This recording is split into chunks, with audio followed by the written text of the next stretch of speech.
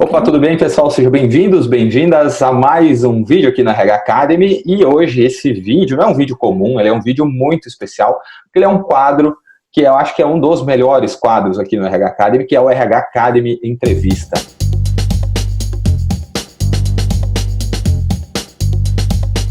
E hoje, em especial, a gente tem uma pessoa com assim, uma carreira construída, um amplo tempo de trabalho, que é a Virgínia. Ela é da GS1, ela é CEO da GS1, e assim, eu não vou entrar na seara das apresentações dela, eu acho que ela tem muito mais propriedade para contar um pouquinho da história dela. Então, se você tem interesse em conhecer assim, uma trajetória consolidada de uma profissional de referência no mercado, eu acho que você deve assistir esse vídeo até o final. É só o que eu acho, tá? Então, espero que vocês gostem aí. Virgínia, muito obrigado pela sua participação. É sempre um prazer receber pessoas como você aqui na RH Academy Entrevista. E acho que a gente vai ter uma tarde aí, um momento de conversa muito legal. Seja bem-vinda. Obrigada, Alessandro. É um prazer estar aqui com você. Legal. Virgínia, você quer contar um pouquinho aí da sua história, da história da GS1 Brasil, né? A gente vai ter que circular um pouquinho aí para o pessoal que nos acompanha entender. Por onde você quer começar? Pode ficar à vontade. Bom, vou começar pela GS1 Brasil, até porque é a organização que eu trabalho hoje. A GS1 é a entidade, é a Associação Brasileira de Automação, é uma entidade sem fins lucrativos, está presente em mais de 150 países. Hoje, aqui no Brasil, nós somos 58 mil empresas associadas, isso vai desde a empresa, da microempresa, seja um artesão, um produtor rural, até uma grande empresa. Esse quadro de associados responde por 31% do PIB e 18% dos empregos formais. No Brasil, nós estamos... Tudo isso. No Brasil já vão ser 37 anos de GS1 Brasil e no mundo 47 anos. E a GS1 Brasil é a quinta maior no mundo em termos de associados, no seu quadro de associação. Mas o que é a GS1 Brasil? Ela é a organização que atribui a identidade do produto lá na sua concepção. No momento que um produto nasce, ele precisa de um documento de identidade. A gente brinca que é o RG. É o RG do produto. Exatamente. Então, todas as suas características, e aí, o que acontece? Esse produto, ele se desloca pela cadeia de suprimentos, e aí tem vários, tem distribuidor, tem a indústria, distribuidor, tem, né, o varejo, o consumidor, todos eles, o que a gente propicia é esse RG, onde todos podem entender essa mesma linguagem, e ele se apresenta, esse produto se apresenta com o mesmo documento e todo mundo entende quem ele é, para onde ele vai, de onde ele veio. Então, em linhas gerais, mais ou menos, o pessoal fala que é a organização do código de barras, mas a gente tem muito mais do que isso, né, a organização. Eu estava te ouvindo falar e pensando, né, a gente olha, entre aspas, a organização do código de barras e pensa assim, cara, é só um número, né, umas barrinhas, um negócio assim, e te ouvindo falar, eu acho que esse é o mais legal que você consegue trazer, assim, né, é o quanto de trabalho, de fato, tem por trás, né, para fazer as coisas funcionarem, né, andarem, circularem dentro do país. Então, eu acho que isso é sensacional. Como que tem sido para você essa experiência aí à frente da GS1, Virgínia? Olha, eu entrei na GS1, Alessandro, em 1997. Eu vou cumprir aí 23 anos de organização. Eu trabalhei em diversos segmentos, na área da moda, na área química, de turismo.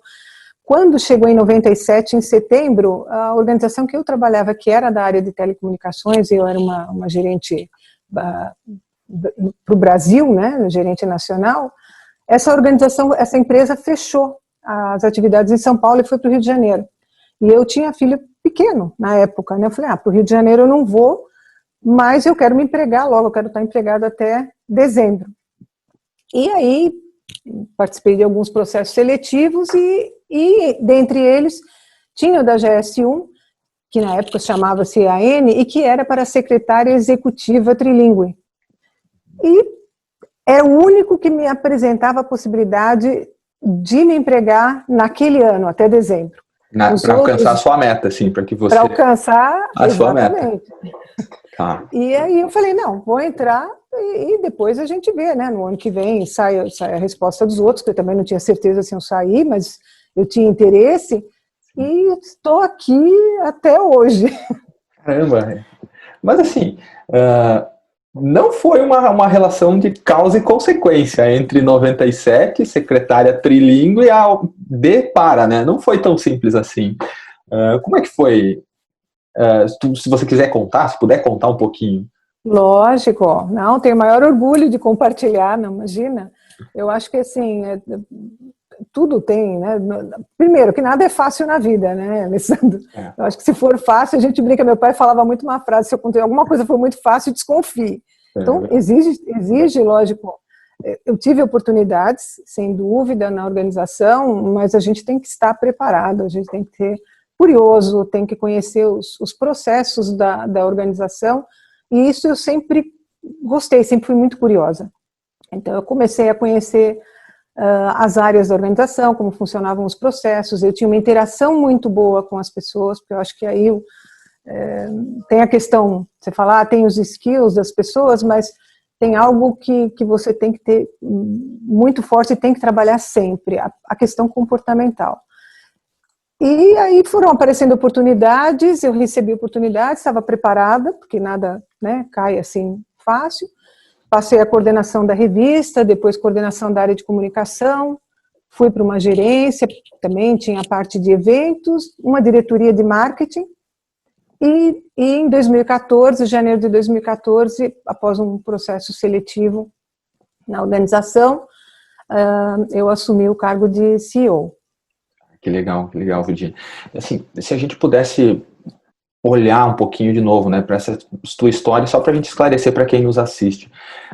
A percepção que se tem das pessoas quando elas ingressam no mercado de trabalho, ou até aquelas que já estão, né, é de que a demanda vem para elas, né, mas na verdade é uma construção de confiança em você enquanto profissional, para que a empresa pense, olha, eu acho que a Virginia vai ser capaz desse novo desafio. Então, existe um trabalho prévio para a oportunidade, né? Não é a oportunidade e depois o trabalho. É mais ou menos assim que você vivenciou isso na sua carreira? Sem dúvida, eu acho que você é protagonista da tua vida, da tua história, enfim, não é, as coisas não vêm para você, é você que constrói. Você falou muito bem, Alessandro, é você que constrói, você que começa a mostrar que é uma pessoa que pode fazer aquele determinado tipo de tarefa, aquele planejamento, enfim, aquela ação, atividade, e isso é uma construção de confiança, uma construção de carreira, né? Porque você vai ganhando a confiança das pessoas e aí justamente vai se tornando necessária em uma série de coisas. E eu sempre falo uma coisa: a gente não deve desmerecer absolutamente nada. O mínimo trabalho que possa ser dado para você, eu brinco que até uma cópia que você tem que fazer de um documento, né? Na época a gente falava muito, vai tirar uma cópia, né? Parecia uma coisa tão... Ela tem que estar bem feita, porque às vezes a oportunidade está ali batendo na tua porta e você tem que mostrar que tem a preocupação com todo o trabalho, não desmerecer absolutamente nada. E isso é muito legal, né? Até teve um vídeo há um tempo atrás aqui no RH Academy que é a mentalidade de crescimento, né? E você falou uma palavra que eu acho que é muito pouco explorada pelos profissionais, que é a noção de carreira, né? O seu trabalho, vou usar o teu exemplo, assim, me parece que em 1997 ele era um passo dentro da sua carreira, né? Ele não se resumia nele mesmo, ele compunha algo bem maior. Isso que você fala é muito legal, assim, acho que é sensacional para quem nos assiste aqui, essa noção, porque agora quando a gente chega numa posição, né, que você tem status, você é CEO de uma organização que está presente em mais de 150 países, né? Então a percepção geral é que não, se eu fizer só isso eu vou estar lá, né? Mas foi uma caminhada aí a partir de 1997, né?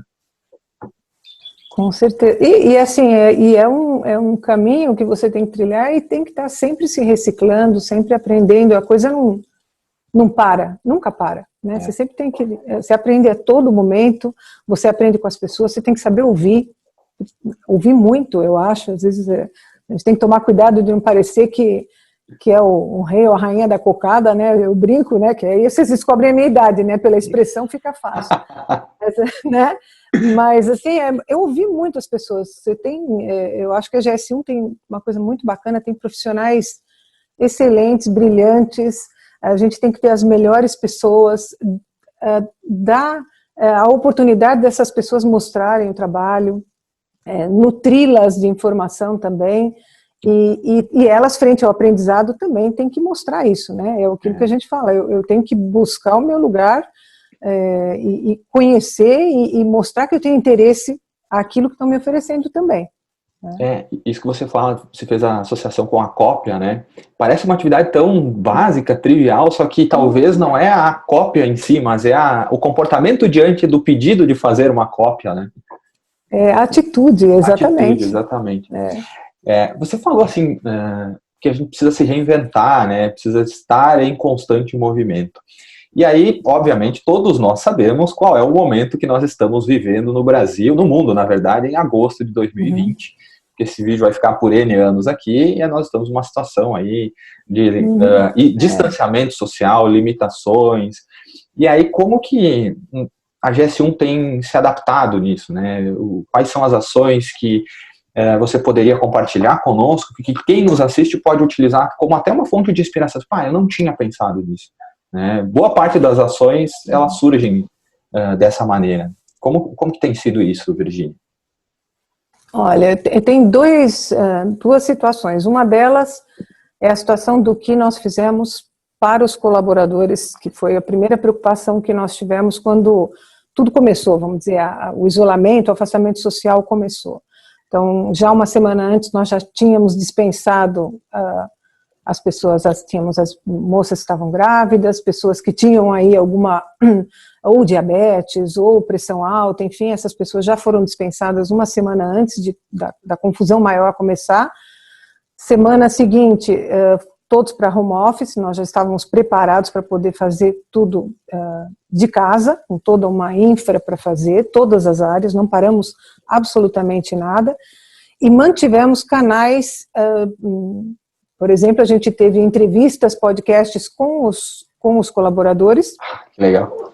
Para aproximar um pouco as pessoas, porque tinha gente de férias, tinha gente de licença, tinha gente em home office. E bem ou mal, a gente já vai aí praticamente para 5 meses, né? E a gente não pode permitir que, por mais que a gente se comunique com as pessoas, tem pessoas que ficam um pouco mais sem essa proximidade. Criamos um canal Juntos e Conectados para fazer lives entre nós e entrevistando um ao outro, muito bacana, assim, com uma grande participação, uma grande adesão. Isso do ponto de vista do colaborador, né? Do ponto de vista do associado, que são os 58 mil, nós fomos fazer uma sondagem com eles para saber o que eles precisavam.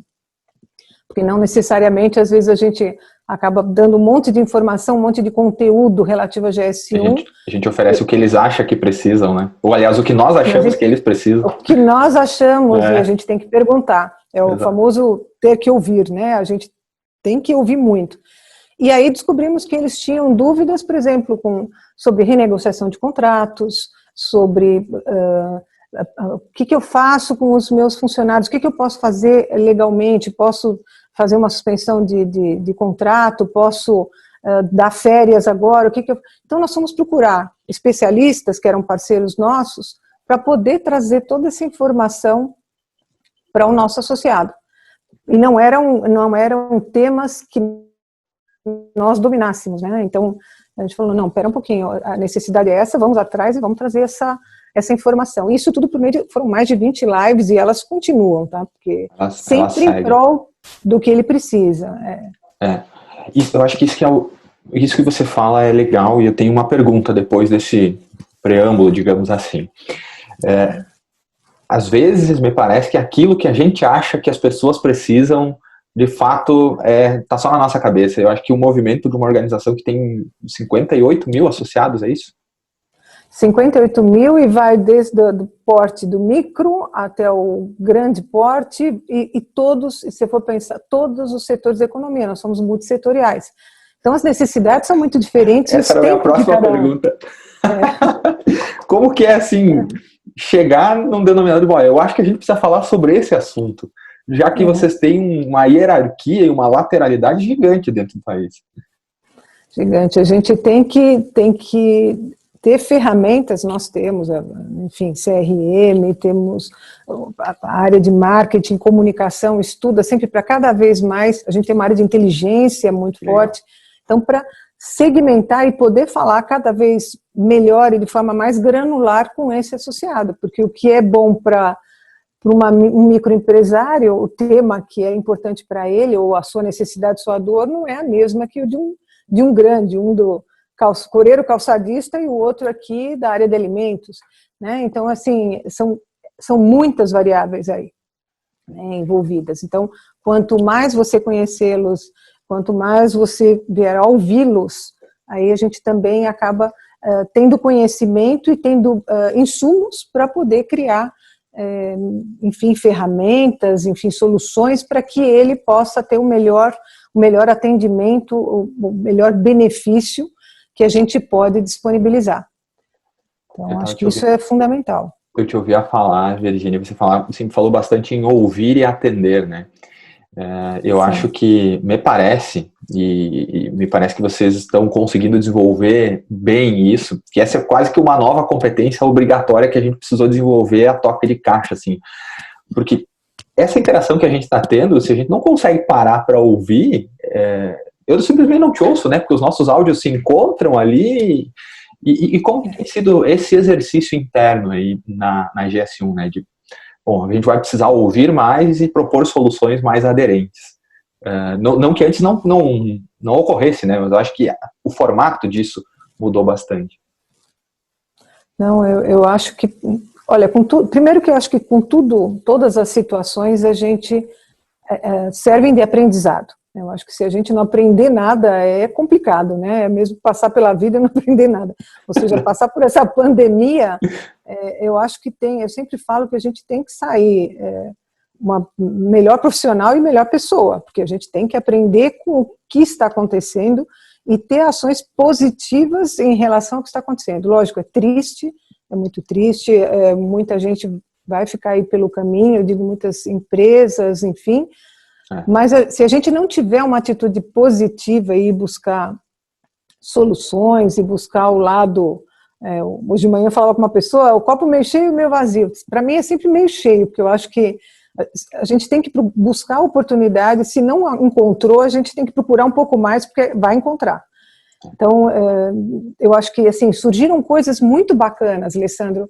Primeiro, um alinhamento, as reuniões muito mais objetivas via call, tá? Então elas foram extremamente objetivas e produtivas. Um alinhamento muito grande entre as pessoas, de querer saber que ele está muito alinhado em relação a todos os temas.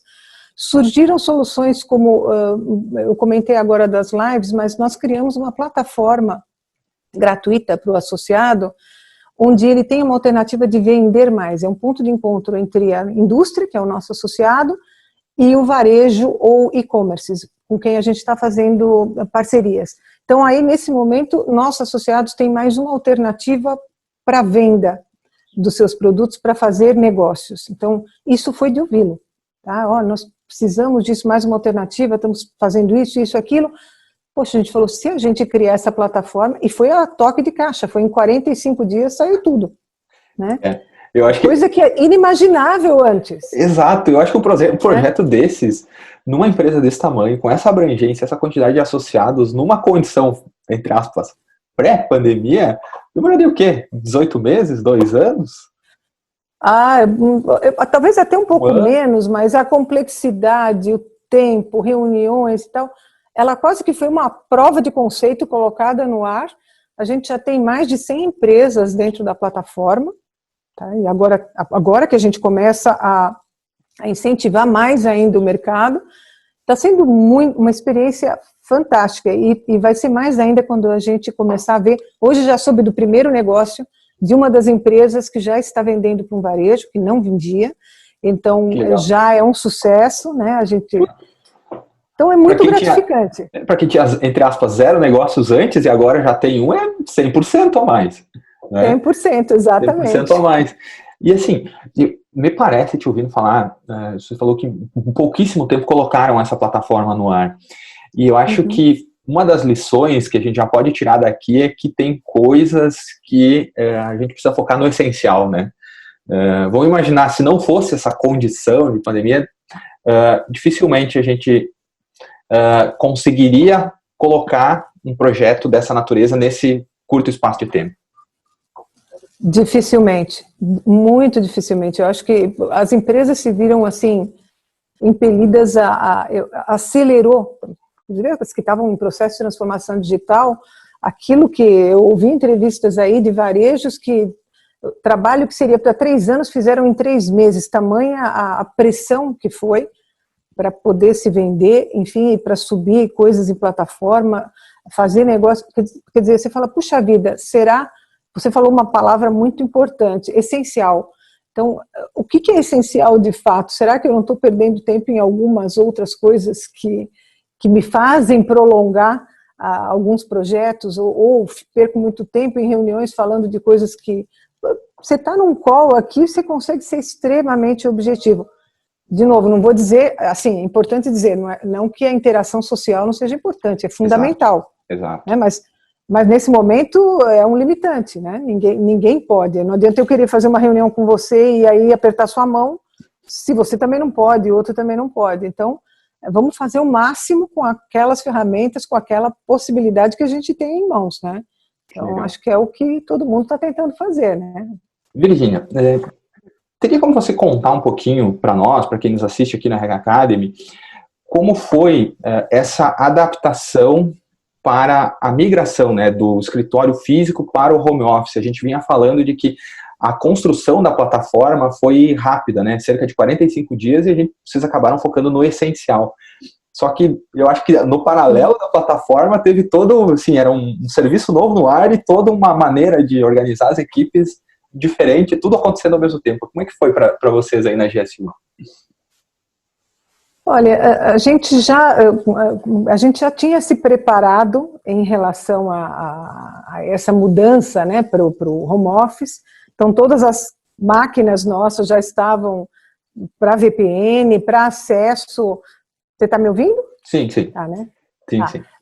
Então, a hora que todo mundo foi para casa, nós também aumentamos alguns pacotes de dados e de capacidade de alguns dos nossos colaboradores, até para melhorar a performance do trabalho de alguns. Então, assim, não parou absolutamente nada. Não tiveram perda, digamos assim, né? Por mais dessa transição toda. Eu te diria assim, se vamos dizer, se tem alguma perda, mas que não estava no nosso controle, né? Seria, nós tínhamos um evento que estaria acontecendo hoje, presencial para 400 executivos, para falar de inovação e de uma série de temas de mercado. É um evento que é anual, já estaria na sua 10ª edição aí, mas esse teve que ser, vamos dizer, prorrogado, né, para 2021. Tem um evento nosso no final do ano, que também é uma premiação, que seria em novembro. Nós já optamos também em prorrogar para 2021, porque não sabemos como vai ser, se vai haver autorização, alvará para poder fazer um evento, como vai ser isso, né? Como é que vão ser esses protocolos, o que muda. Então, nós optamos em deixar para o ano que vem, e esse ano estamos construindo aí outros eventos, inclusive virtuais, né? Eventos digitais, trazendo mais conteúdo ainda para o associado. Mas eu te diria que, assim, em termos de atendimento ao nosso associado, à comunidade de negócios e o nosso trabalho do dia a dia, nada foi abalado ou impactado. A gente continuou trabalhando normalmente de casa. E no final a gente acaba trabalhando mais, né? Home office. A gente até tem alguns estudos que falam de um percentual aí de 10 a 20% de volume de horas a mais. Mas acho que, sim, é meio que natural até um processo de adaptação, né? Porque se a gente for parar para pensar, morando em São Paulo, por exemplo, esse volume de trabalho a mais, eu ou estou indo ou estou voltando também.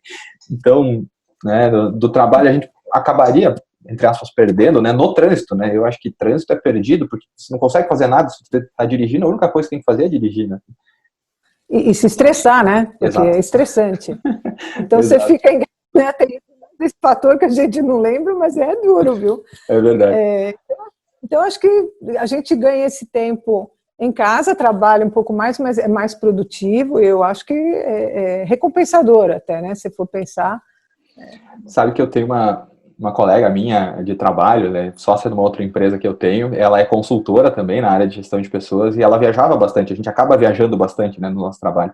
E ela disse, eu não sei se eu vou conseguir me adaptar quando voltar ao normal, porque agora, por exemplo, dei um intervalinho para a turma de desenvolvimento de 30 minutos, saí, fui lá, dei um abraço no meu filho, fiz um chá, tô de chinelinho em casa, né, que é uma coisa que era impossível antes, né, porque... É impossível mesmo, mas enfim, eu acho que um mix dos dois é a melhor situação. A gente ajuda no trânsito, melhora, né? Se você tiver alguns dias de home office, melhora o nível de poluição, né, do ar, né, dá uma suavizada, estressa menos as pessoas e você continua sendo produtivo, que está aí comprovado. É verdade, é verdade. Aproveitando já que você falou em equilíbrio, né, na sua percepção, qual seria, digamos assim, uma sugestão para gestão, para quem tem empresas, né? Nesse momento, assim, que você recomendaria, olha, nós utilizamos isso aqui na GS1, tem dado certo. Se você pudesse comentar algo sobre isso, porque tem muita gente que está ainda, talvez, um pouco perdido, né? Tentando se adaptar, e é sempre bom ter essas experiências de quem já teve sucesso nessa migração. Eu acho assim, primeiro, não dá para perder esperanças. Eu acho que a gente tem que manter. Inteligência emocional aí ajuda. Eu sei que, de novo, o momento é difícil, é triste, mas assim, a inteligência emocional ela conta muito. Então, acho que tem que procurar ser produtivo, ser positivo. Tem histórias inspiradoras. A gente lançou, inclusive, também histórias inspiradoras de gente, de empresas que quase perderam tudo ou que de repente tinham um determinado tipo de produto e fizeram uma reconversão. Teve gente que fazia, por exemplo, trabalhava com fios ou cabos, foi fazer aparadores, EPIs, né, separadores. Teve um outro que era de hardware, foi fazer face shield e se saiu muito bem. Uma produtora de alfaces, eu falo, me canso de falar dela porque ela ligou uma vez em prantos, que ia perder toda uma produção, e ela conseguiu montar uma plataforma virtual, fazer uma parte de doação, uma parte de venda, fez uma aliança, uma parceria com o Banco do Brasil, para incluir uma cesta de perecíveis para comunidades carentes, que o Banco do Brasil faz, e ela incluiu o que ela produz. Então, acho que assim, o desespero também te polui, né? Te deixa cego. Né, paralisa, né? Então, o medo paralisa. Então, assim, eu acho que tem que dar uma respirada, olhar se existem esses exemplos e eles são inspiradores e positivos, por que não? Espera um pouquinho, deixa eu ver se eu encontro alguma coisa para passar dessa fase. Né? Então, eu acho que tem que não ficar paralisado, né, de medo, de desespero. Eu acho que tem que respirar um pouco e refletir um pouco para poder continuar. Você falava de inteligência emocional, né, que é bem, eu acho que ela é fundamental para fazer esse exercício de, não, eu preciso parar um pouco, para, assim, tô tão travado em função do medo que eu não vou conseguir resolver, né, e acho que isso é muito legal que você fala, e tem oportunidades aí, né, que antes a gente não via, né, isso é sensacional o que você fala, eu concordo muito contigo. Seguindo, assim, eu acho que, já que a gente falou do ponto de vista da empresa, né, do que uma empresa, do que um empresário pode fazer, na sua percepção agora falando do indivíduo, né, o profissional, o que você acha que é importante que esse profissional desenvolva ou comece a ficar mais atento, né, para o seu crescimento em função desse momento? Porque a tendência é que o dinamismo se siga, né, a maneira como a gente trabalha vai modificar bastante, já tem modificado. Já tem modificado e acho que a tendência é se modificar cada vez mais, né, e mais rápido. Então, eu te diria assim, eu tenho um autor que eu adoro, que é um escritor, que é o Yuval Noah Harari, que é um israelense, e ele escreve que cada vez vai ser mais rápido. Você vai ter as habilidades, vai começar a trabalhar. Daqui a 10 anos, se isso que você faz se tornar automatizado, você tem que se reinventar. E cada vez vai ficando mais difícil, porque você vai ficando mais velho, né, mais resistente, às vezes, em algumas coisas. Então, eu acho que, de novo, eu te diria que a inteligência emocional e uma flexibilidade no teu mindset é fundamental, porque é isso que vai te permitir que você possa se reinventar e não tenha resistência. Então, assim, é comportamental. Eu te diria que os skills, eu brinco que aqui, assim, a gente, às vezes, lógico que a gente entrevista pessoas, faz processo de seleção, e você vê todo o currículo, enfim, por onde a pessoa passou e tal, mas o que vale mesmo, no fim, é o dia a dia. E o comportamental, a atitude da pessoa é o que faz a diferença. No mais, a gente às vezes consegue colocar, falar, vai fazer esse curso, vai fazer esse treinamento, porque é de skill. Mas o comportamento é muito mais difícil. Comportamento, ele é o que sustenta uma qualificação técnica, né? Que se a gente não... Imagine assim, excelente tecnicamente, mas não tem a inteligência emocional ou ainda a resiliência associada, que é importante para esse momento, aquela técnica, ela não vem, né? Ela não se materializa. Então, não evolui. Exato. Então, na sua percepção, para um profissional de fato evoluir, um olho forte, firme no seu próprio comportamento, sem perder de vista também habilidades hard skills, né? Lógico. São fundamentais, Alessandro. Acho que você tem que se preparar, enfim, ter, né, habilidades, né, principalmente voltadas àquilo também, e coisas que te façam bem, né? Eu acho que a gente e para isso, de novo, eu acho que a atitude também te ajuda muito. Comportamental, uma inteligência emocional sempre vai te ajudar a enfrentar as coisas de maneira mais tranquila, mais responsável, né? Serenidade, isso é importante. Isso. Virgínia, assim, eu achei que foi sensacional essa conversa. A gente já está se dirigindo para os nossos momentos finais. Eu gostaria de te agradecer muito pelo teu tempo, pela disponibilidade de compartilhar um pouco da tua história de vida, pessoal e profissional, compartilhar um pouco do que a GS1 Brasil faz. Eu acho que é sensacional ter a oportunidade de conversar contigo e ainda assim replicar isso através do RH Academy Entrevista. Então, já fico assim, encantado, agradecido e grato pela tua participação. E se você tiver mais algum comentário ou outro ponto que você acha interessante compartilhar com as pessoas, pode ficar à vontade, esse tempo é teu. Bom, primeiro, eu também quero te agradecer, adorei a nossa conversa, adorei te conhecer, muito bacana, obrigada pelo convite.